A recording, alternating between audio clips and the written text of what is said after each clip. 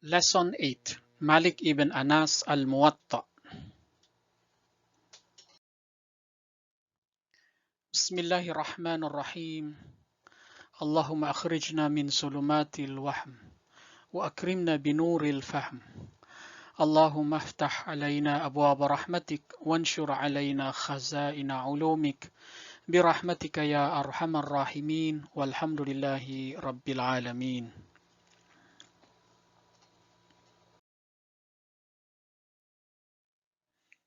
Welcome to Lesson 8, Malik ibn Anas Al-Muwatta of Module 2 History of Hadith Compilations of the course on Hadith.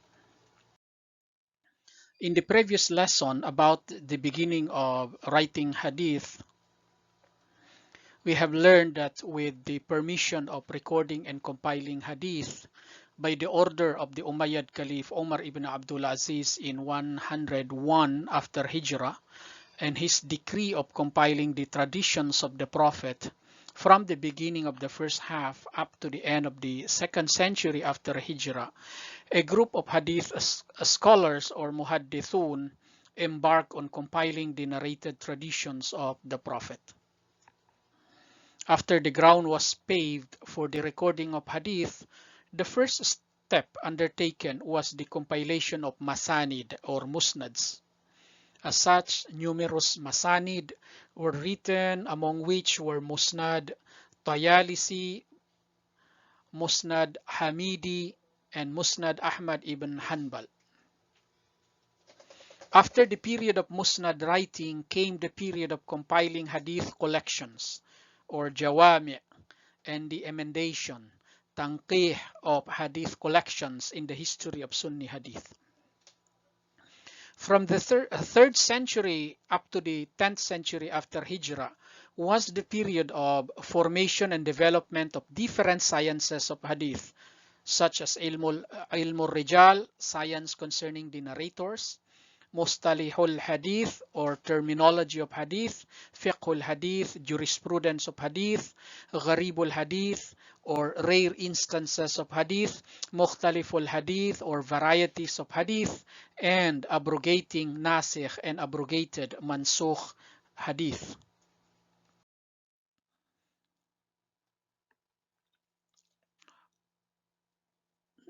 In this lesson, we will deal with the Al-Muwatta of Malik ibn Anas.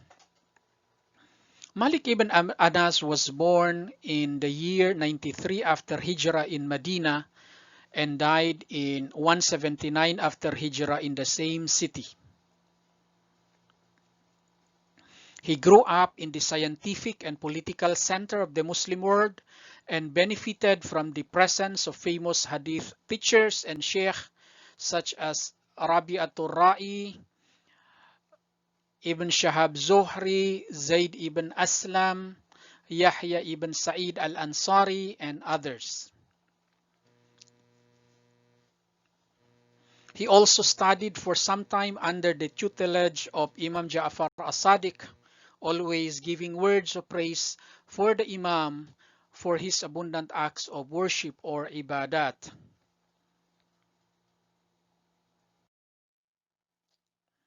The dominance of the atmosphere of precaution and traditionalism among the scholars of Medina, in contrast to Kufa, which was the bastion of the proponents of speculation, analogy or qiyas, and rationalism, developed in Malik a precocious and textualist or naqli personality.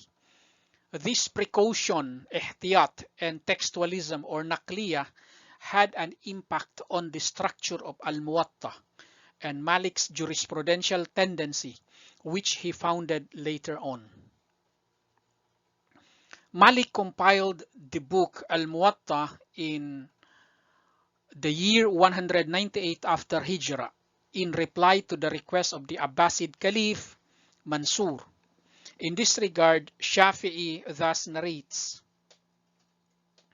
Mansoor came to Medina in 148 after Hijrah and summoned Malik ibn Anas and told him, the people in Iraq have differences.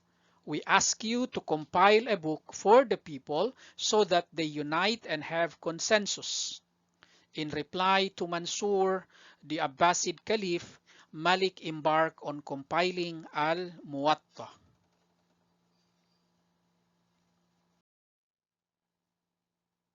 According to another narration, Mansoor told Malik, "In your book, refrain from mentioning the irregular or shadh views of Abdullah ibn Abbas and the complicated edicts or fatawa of Abdullah ibn Mas'ud."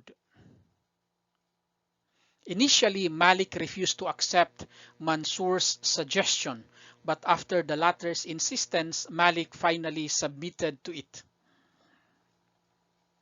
Out of 100,000 traditions, Malik selected 10,000, and in expurgating the traditions, he would always refer to them and put them to test by the Quran until finally the traditions were reduced to 3,000. According to some researchers, if Malik had only more time reviewing all the traditions, he would have refrained from compiling his book. After compiling his book, Malik presented it to the jurists or fuqaha of Medina, and because of the many efforts he made in expurgating traditions and promoting his book, he named his work Al-Muwatta, which means purge book. Suyuti has quoted this statement from Malik. After compiling the book, I presented it to 70 jurists of Medina, and since all of them agreed with me on the content of the book, I called it Al-Muwatta.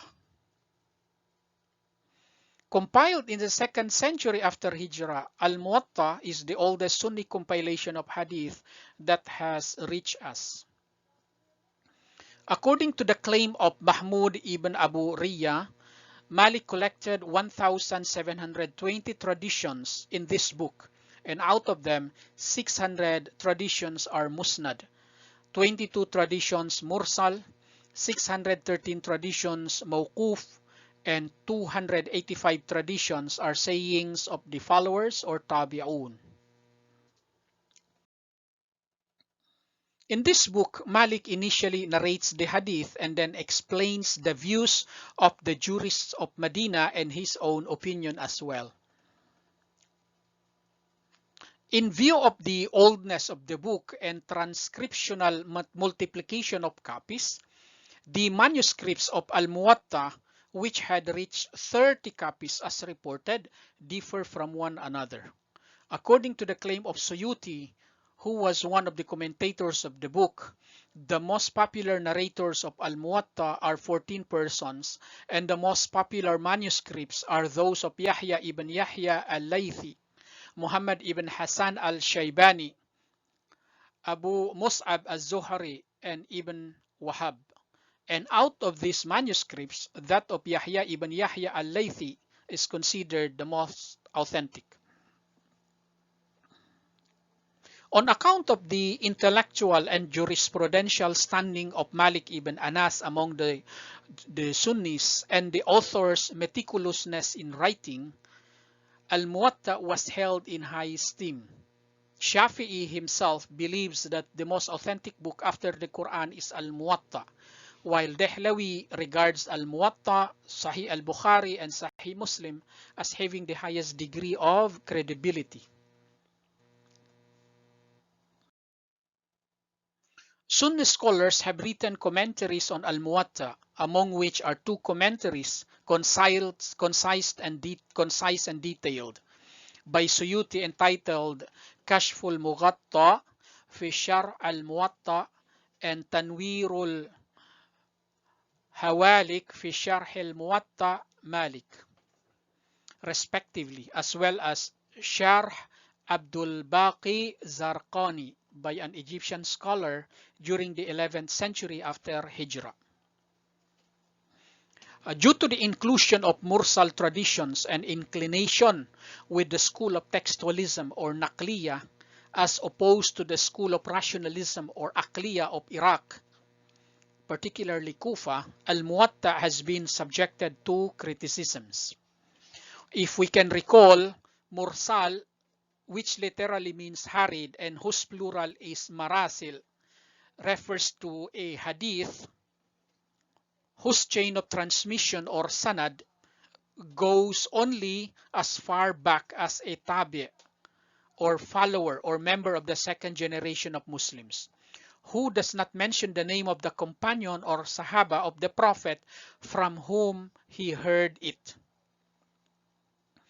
Published in 2 volumes, the book Al-Muwatta by Malik ibn Anas contains 3,091 traditions or ahadith. Key points.